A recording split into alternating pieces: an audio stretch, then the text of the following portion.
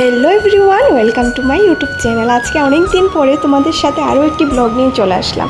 তো ফার্স্টেই বলো যে আমাকে কেমন লাগছে। জানি ভালো লাগছে না, তো তারপরও বলছি যে কেমন লাগছে আমাকে একটু কমেন্ট করে জানো।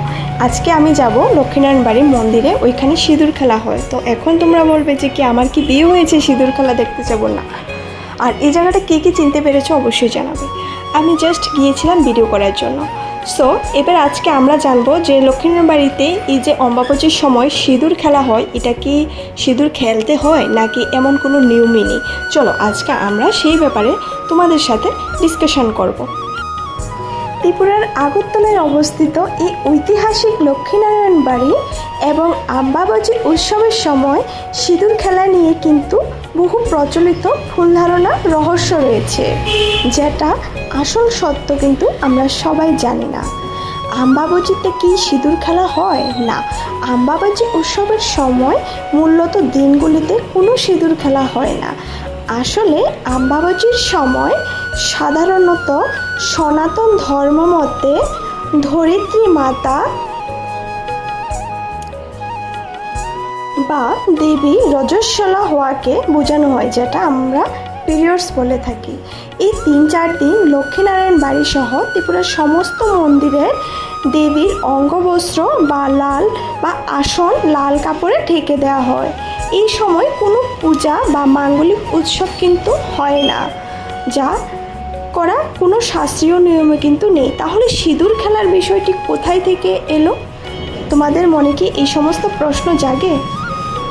অম্বাবচী শেষ হওয়ার পর যখন দেবী স্নান এবং শুদ্ধিকরণ সম্পূর্ণ হয়, তখন দেবীকে নতুন লাল বস্ত্র ও সিঁদুর অর্পণ করা হয়। সেই দিনটিতে অনেক মহিলা মন্দিরে এসে মায়ের চরণে সিঁদুর দেয় এবং নিজেদের কপালে পরেন। তবে এইটি বড় কোনো উৎসবের বা বড় কোনো উৎসবের রূপ নেওয়া হয় না। আসলে সিঁদুর খেলা কখন হয়? লক্ষ্মীনারায়ণ বাড়িতে সবচেয়ে বড় এবং ঐতিহ্যবাহী সিঁদুর খেলা হয় শারদীয় দুর্গাপূজার বিজয়া দশমীর দিন। ঠিক আছে, তো এবার অবশ্যই তোমরা জেনেছো যে অম্বাবচীর সময় কোনো সিঁদুর খেলা হয় না। লক্ষ্মীনারায়ণ বাড়ির আসল ইতিহাস, এই মন্দিরটির সাথে ত্রিপুরা রাজ পরিবারের এক অদ্ভুত এবং ঐতিহাসিক সত্য জড়িয়ে আছে, যা নির্মাণ ইতিহাস। মন্দিরটি 1910 খ্রিস্টাব্দে 1912 খ্রিস্টাব্দ নাগাদ ত্রিপুরা মহারাজা বীরেন্দ্র কিশোর মাণিক্য বাহাদুর নির্মাণ করেছিলেন। তো বুঝতেই পেরেছো, আজকে আমি এতটুকু বলছি।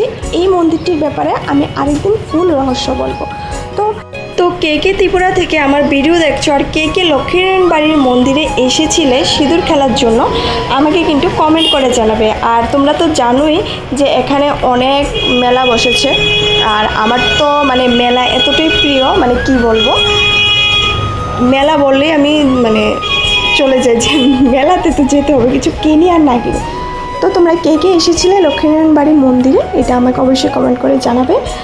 আর তোমরা কি আমার ব্লগ আরও দেখতে চাও? যদি দেখতে চাও তাহলে আমাকে কমেন্ট করে জানাও। আর আজকের ব্লগটা তোমাদের কাছে কেমন লাগলো অবশ্যই জানাবে। তো তারপর আমি চলে যাচ্ছি আমি আমার বাড়ির উদ্দেশ্যে। দেখা হবে নেক্সট একটা ভিডিওতে। সো তোমরা ভালো থাকবে, সুস্থ থাকবে, আর আমাকে কিন্তু কমেন্ট করবে কারা কারা ত্রিপুরা থেকে আমার ব্লগ দেখছো। সো দেখা হবে আমার নেক্সট ভিডিওতে।